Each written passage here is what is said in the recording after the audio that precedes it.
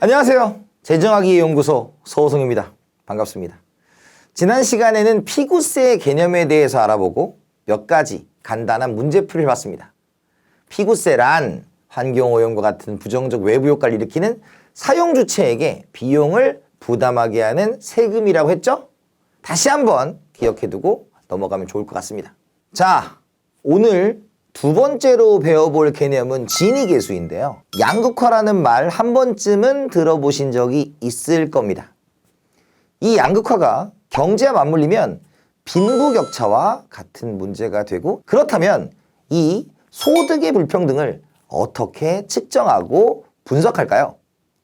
총 지출 중 식비 비율을 나타내는 엔겔계수부터 N분위 분배율, 소득 N분위 배율, 진위계수 등 측정하는 방법은 정말 다양합니다.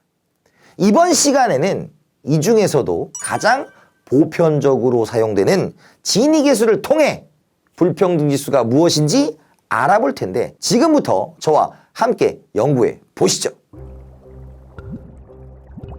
빈부격차의 지표는 보통 소득과 지출을 중점으로 봅니다. 엔겔계수가 지출에 집중한 지표라면 진위계수는 소득에 집중한 지표라고 할 수 있죠.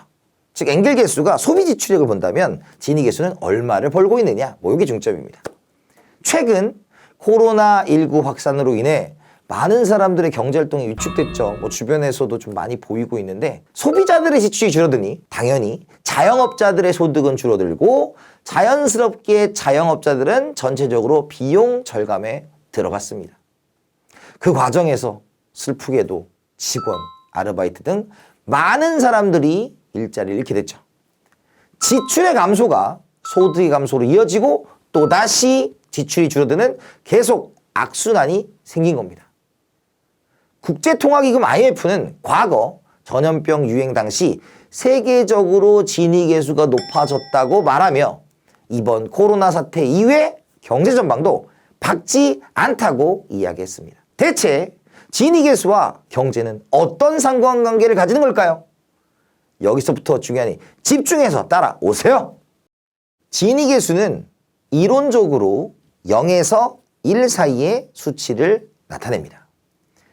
0에 가까울수록 계층 간 소득이 균형에 가깝고, 1에 가까울수록 빈부격차가 크다, 불평등이 크다라고 말할 수 있습니다.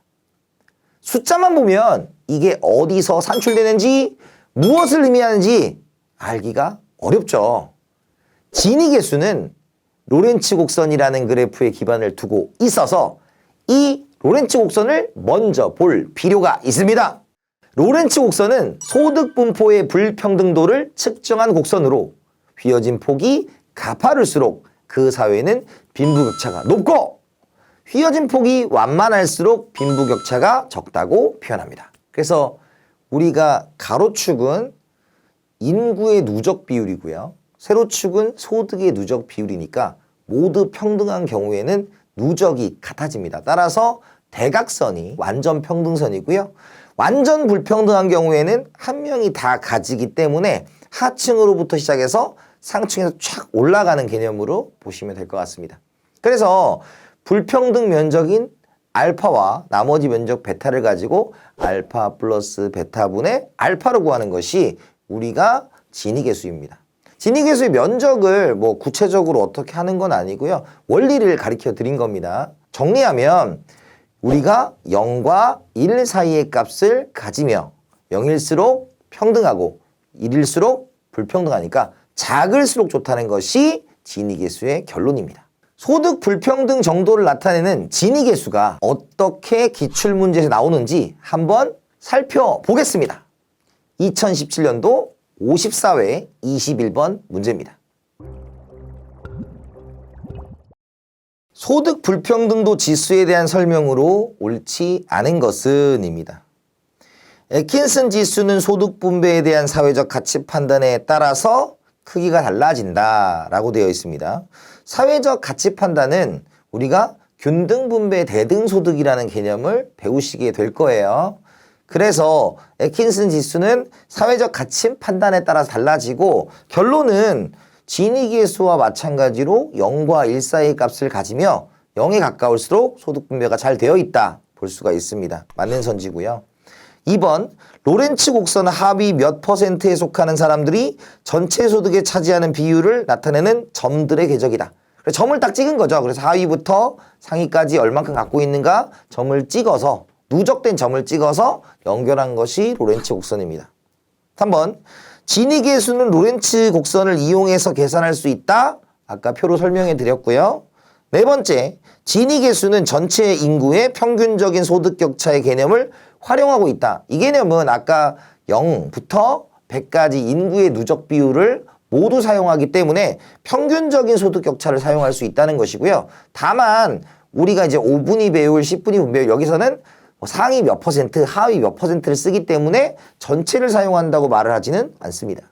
5번 달튼의 평등지수는 1에 가까울수록 불평등한 상태를 의미한다라고 되어 있는데 달튼의 평등지수는 지니계수와 로렌츠 곡선과는 반대로 0과 1 사이의 값을 가지며 1보다 클 때 소득 분배가 잘 된다고 봅니다. 우리가 배운 내용으로는 2, 3, 4를 할 수 있고요. 나머지 내용들은 여러분들이 공부하시면서 또 알아가시면 될 것 같습니다. 어떻게 지니계수 이해가 좀 되셨나요? 아직 부족하다고요? 그럼 제가 준비한 OX 퀴즈를 풀어보면서 개념 정리하는 시간 가져보시길 바랍니다. 한 문제당 10초씩 드릴 테니 타이머 잘 체크하시고 시작합니다.